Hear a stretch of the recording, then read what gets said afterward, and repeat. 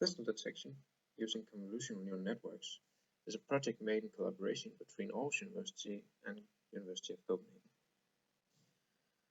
The aim of this project is to use images captured from drones flying over fields of mature crops containing thistles to find the thistles in the crop.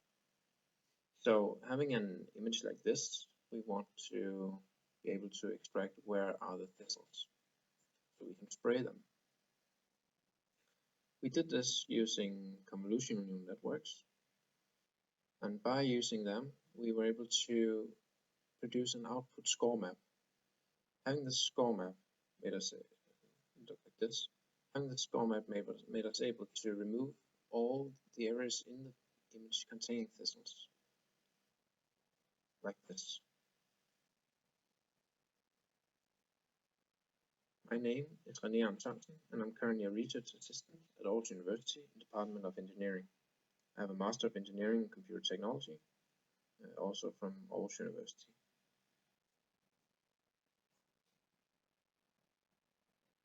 So why is it that thistle detection is important?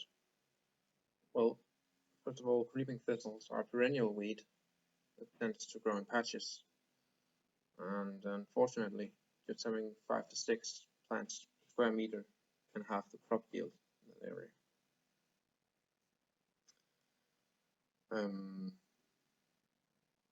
And worst of all is that infestations are an increasing problem, so we need to do something about it. Currently, what is done is either to use selective herbicides, which is just applied everywhere, and then it attacks the plants that it's supposed to attack. But this it creates a massive overuse. You could also use non-selective herbicides with spot treatment and only treat the spots where the thistles are, but that means that you need to find the thistles, and currently the farmer has to find them himself. And this is not easy, not always.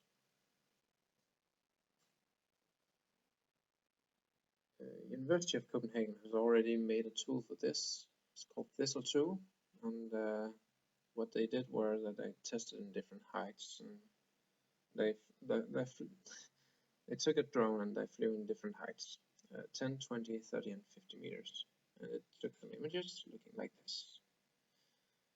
So they had some different heights to work with. What they ended up doing was to use this tool to crop out the areas containing the most green, and then they presented these images to an annotator, and the annotator had to say if there was enough green for it to be detected as thistle. So what they did was they said that everything that is green is also a thistle, and especially when you get to the 50-meter images, it's really hard to see if it's actually a thistle or just something green.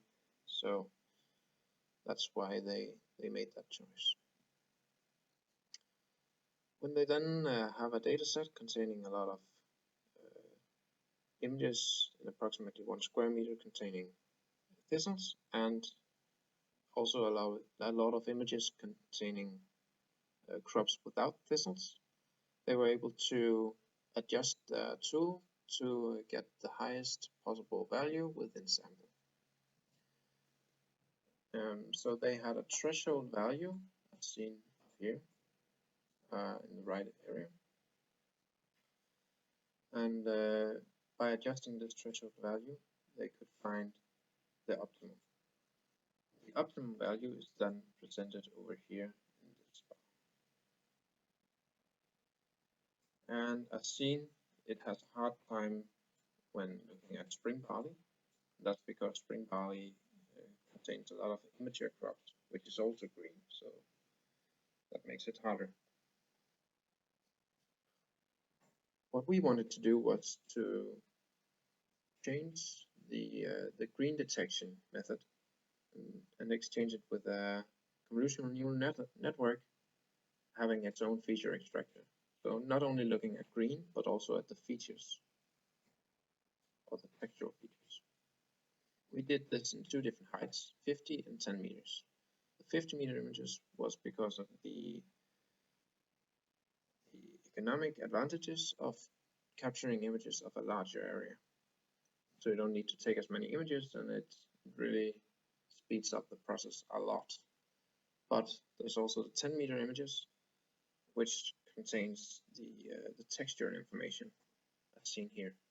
This is a 1 square meter image in both images. And as seen in the top image, we can't see if it's actually thistles or not, but in the bottom we can see it. Here's another example. So our dataset consisted of images from 2 different fields, a winter wheat and a spring barley, and then in 2 different heights, 10 meter and 50 meter. So we trained a model on the 10 meter set with both winter wheat and spring barley, but also and another model on the 50 meter set, also with winter wheat and spring barley. The images was annotated by experts from University of Copenhagen.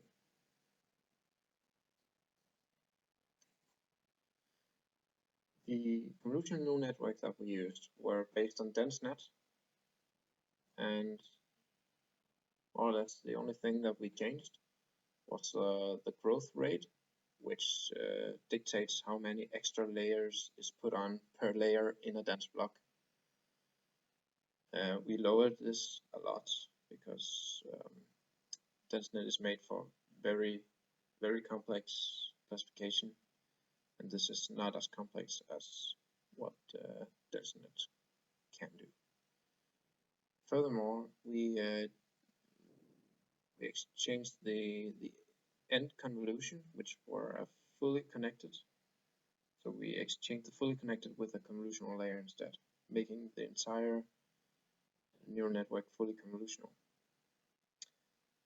By doing this, we were able to apply larger images and thereby get an output score map of a much larger image,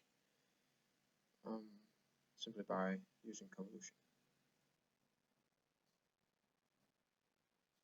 So here's the initial results.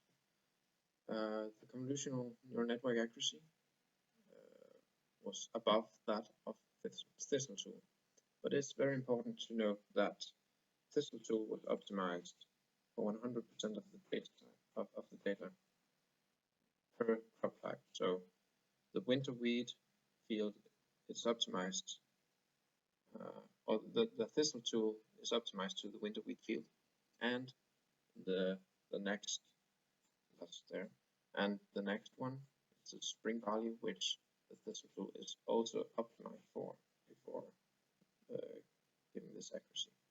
The convolutional network is trained on both winter wheat and spring barley combined.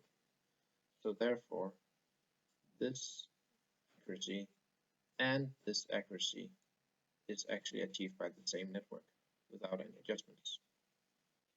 Therefore, we also have a combined accuracy value. Same goes for the 50 meters, where we also have higher accuracies. It's also very important to note that the convolutional neural network is only validated on 10% of the data, which is what gives these accuracies up here. So, therefore, the variation within these samples, 10% samples, be very high.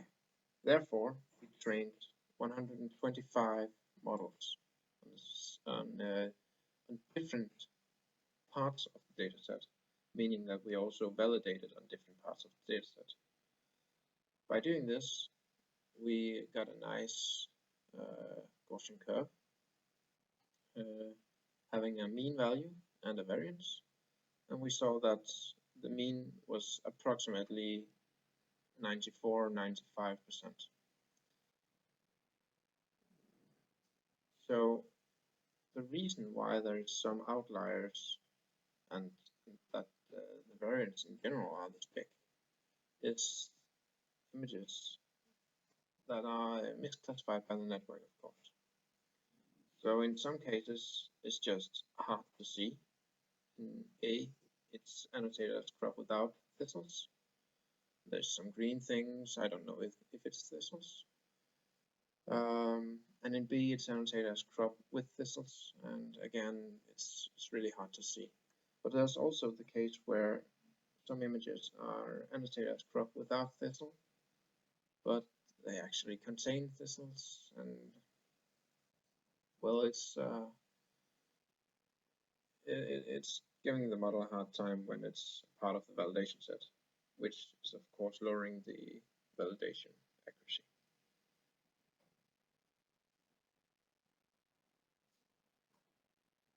So what we could do was to apply this to large images, and we did it. Here we see Thistle tools output from this image, looking very nice. It's the same as we saw in the beginning. And when we took our model and used it on this large input, we got this.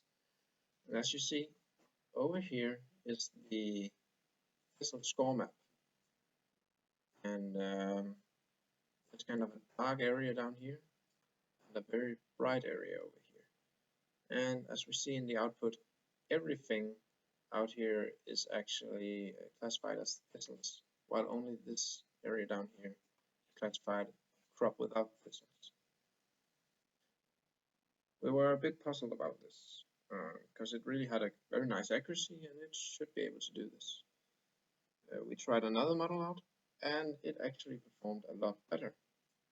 As you see, still got this Thistle score map, not as certain as up here, but nevertheless it looked very nice. And the best is that it actually finds the thistles very, very good. Don't mind the bottom lane down here, it's because we're close to the edge and some of the area outside the image is contained within the image, so you can't count on the very edge of it. Then what we looked at was the crop score map, which for the first network up here had a little bit of output for this area down here, but for the next network it actually had a large output for both parts of the image. Later we found out that there was actually still some dropout turned on at this point, so that might be why this one actually maybe didn't really have the output score map for crop. But we went on with using this model, and our theory was that having two active outputs were better than just having one and then a practically dead output on the other hand. So we used this network and decreased the stride, which means instead of going 300 pixels from here to here to here, then we only moved 16 pixels per time. So that gives us an output like this. When applying this to the larger image, we can see that we can remove all the thistles, and it's based on the score map. That looks very nice. Then we wanted to try it on a different field, a winter barley field. And what we saw was that the accuracy really didn't compare with Thistle tool anymore. So what we think happened here was the textural features in the crop, which here is very different from both the spring barley and the winter wheat. Here we got some sharp textures all over the place, very similar to some of the thistles. Therefore, the model actually saw a lot of crop as thistles. And that's why the accuracy is this low.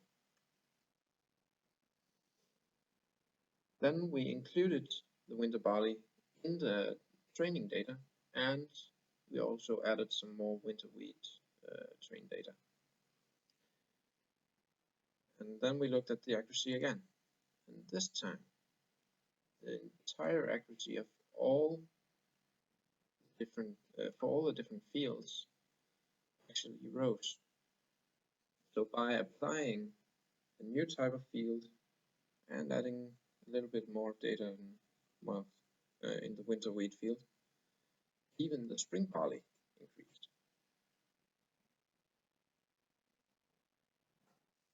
I also tried to add another class. This time it was crop with weeds without thistles. So we have thistles, we have crop without thistles, and we have crop with other weeds, popularly speaking. As seen, it's not very much of this in the winter barley, but in the spring barley it's even more than actually thistles. And when we look at this, we can here see the accuracy for the three classes. And since we have three classes, it's actually okay that the accuracy drops a little, but the spring barley really drops a lot. And when we look at thistles compared to crop with and without other types of wheat, we see that spring barley is still very low. This might be caused by images like this. Here we see A is crop with thistles and B is crop without thistles but with other weeds. So crop with weeds excluding thistles. And they are very similar to look at. And it's very hard to see the difference in here. When we combine thistles and wheat classes, then we see that we get the same accuracy as before. So now basically everything that's green is a thistle, speaking, or everything that's green is at least not a crop.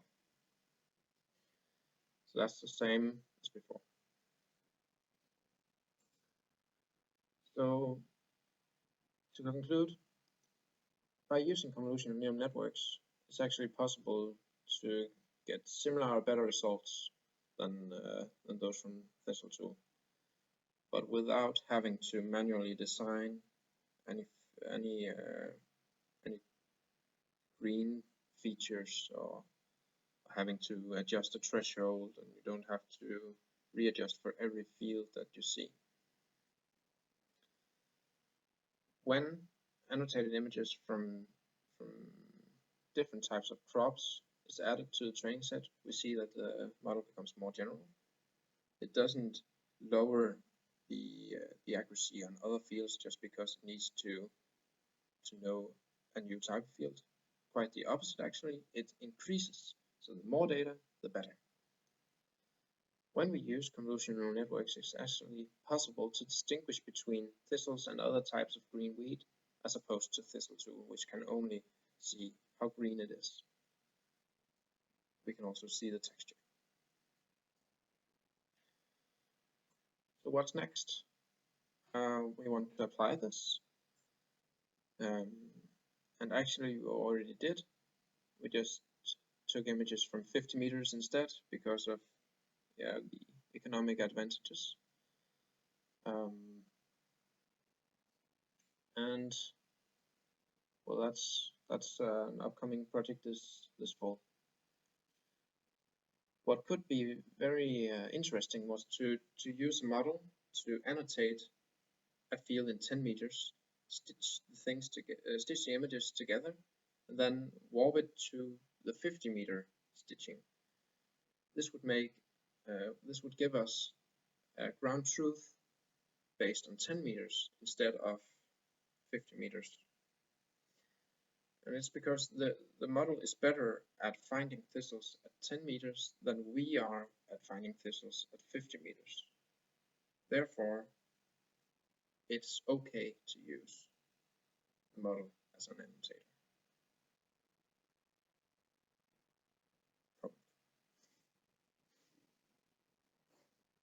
Anyway, that's it. Thank you for listening.